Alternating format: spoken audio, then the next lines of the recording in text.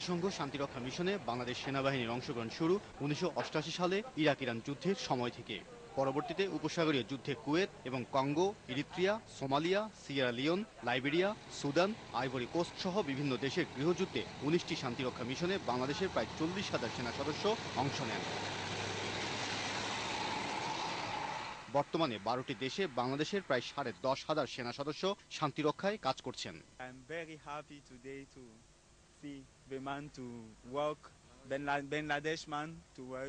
Avec l'arrivée de nos frères bangladais, বাংলাদেশের সেনারা আসার পর আমাদের দেশের depuis le অবস্থা début jusqu'à ce jour, apporter leur appui nécessaire. On veut vous voir toujours ici. আমি চাই এই জায়গায় আপনারা সব সময় থাকেন।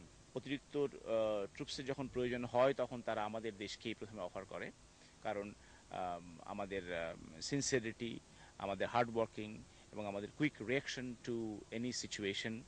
বাংলাদেশ থেকে যেসব যুদ্ধ সরঞ্জাম শান্তিরক্ষা মিশনে পাঠানো হয় তার ভাড়া বাবদ একটা বিপুল অঙ্কের টাকা জমা হয় সরকারি কোষাগারে।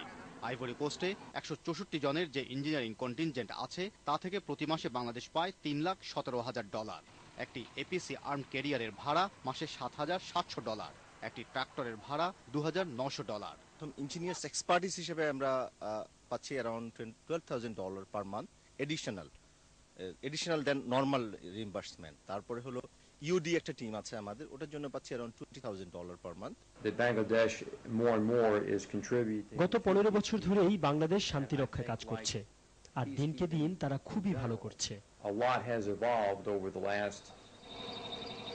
জাতিসংঘের শান্তিরক্ষা মিশনে বাংলাদেশ সেনাবাহিনীর অংশগ্রহণের ফলে বিভিন্ন দেশে শান্তির প্রক্রিয়া অনেকটা সহজতর হয়ে উঠছে। এর মাধ্যমে দেশের ভাবমূর্তি বাড়ছে অনেক গুণ। তবে তার চেয়েও বড় কথা, সরকার এর মাধ্যমে একটা বিপুল অঙ্কের বৈদেশিক মুদ্রা অর্জন করছে। কেবল আইভরি কোস্ট থেকে সরকার আয় করছে বছরে ৫৫০ কোটি টাকা। Mahbub Matin, channel I, Daloa, Ivory coast.